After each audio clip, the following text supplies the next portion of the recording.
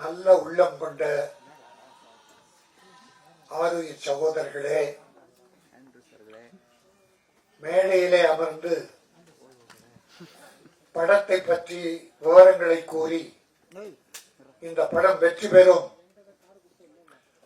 சத்யா வெற்றி பெறுவார் என உளம் நிறைந்து வாழ்த்திய என் அன்பு சகோதரர்களே, அப்பாவோட சண்டை போட்டு ஃபேமஸான வனிதா விஜயகுமார் அவர்களே, நீதா சொன்ன அது தெரியும், எல்லாரும் தெரியும். ஓகே, அதுதான் நீ சண்டையை போடுறது. நவீன கால பிரேமானந்தா, அருமை தம்பி அம்பரீஷ் அவர்களே, அவனுக்கு ஏதாவது சம்பளம் கொடுத்தா அதை வாங்கிடு.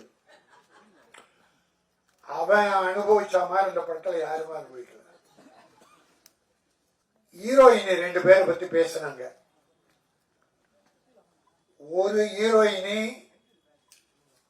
நாம எல்லாரும் சேர்த்து சுருட்டி கட்டி பாம்பேக்கு தூக்கி எறிஞ்சிட்டோம். அதை கொண்டாந்து எதுக்கு இந்த படத்துல போட்டீங்க? ஏற்கனவே பூட்ட கேஸ் அது. அதை இந்த படத்துல போட்டு அது கூப்பிட்டா வரல, அப்புறம் போன் எடுக்கலன்னா அது வராததுதான் உங்களுக்கு வெற்றி. இன்னும் அது சமந்தாவோ யார் அது? சம்யுக்தா 2 பேரையும் தமிழ் படத்தை யாரும் போடக்கூடாது. நடித்த படத்துக்கே வரலன்னா இன்னொரு படத்தில் நடிக்க கூப்பிடலாமா? மானமுள்ள தமிழன் படம் எடுத்தால், மரியாதை மிக்க தமிழன் படம் எடுத்தால் இந்த 2 பேரை போடவே கூடாது. நான் பாத்துக்கிறேன். என் சங்கத்தை நான் இப்படி பயன்படுத்த விரும்பல.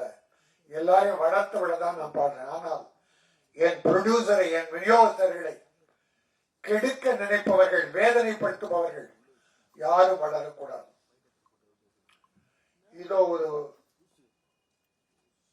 வடநாட்டு பெண், இந்தி பெண் அடுத்த படத்தில் நடிக்க போகிறார். ஆனால் அவர் அன்பு அழைப்பு ஏற்று, என்னம்மன் கனிகா மான் மானை போல மிக அழகிய மகள். You are beautiful. அந்த பொண்ணுக்கு முதல்ல நான் தான் வணக்கம் நன்றி என்ற 2 வார்த்தை சொல்லியிருக்கேன். 2மே தமிழனின் உயிர் வார்த்தைகள். வர்றவங்களுக்கு மரியாதை செலுத்தி வணக்கம், செய்த உதவிகளுக்கு நன்றி சொல்லி கடைசி நன்றி. இந்த 2 வார்த்தை நான் முதல்ல சொன்னதுக்காக காரணம், நீ வரும்போது வணக்கத்தோடு தமிழகம் வா. ப்ரொடியூசர்களுக்கு நம்பிக்கையோடு நடந்து கொள். அவர்களால் உயர், அவர்களுக்கு நன்றியோடு இரு. இதற்காக வணக்கம் நன்றி அந்த மானுக்கு சொல்லிக் கொடுத்தேன்.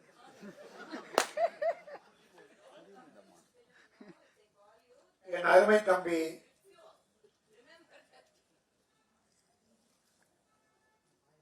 திருமலை எடுத்த உடனே வேதனை குரலை கொட்டி தீர்த்தான்.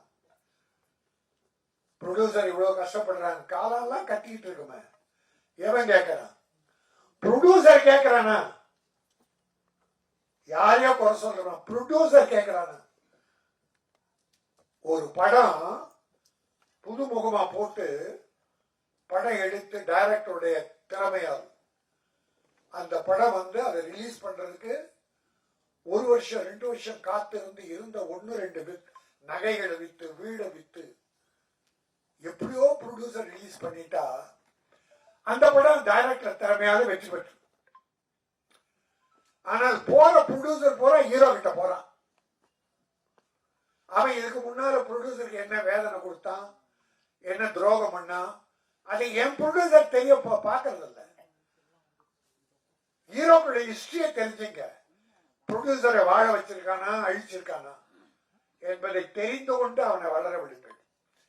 நன்றி மறந்தவர்கள் நிறைய பேர், எல்லாரையும் சொல்லல, எல்லா நடிகர்களையும் சொல்லல, நன்றி உள்ளவர்கள் இருக்கிறார்கள்.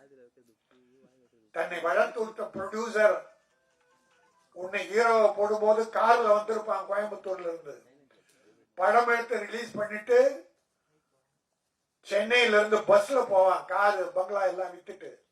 நீ கார்ல போற, ஒரு நன்றி வேண்டாமா?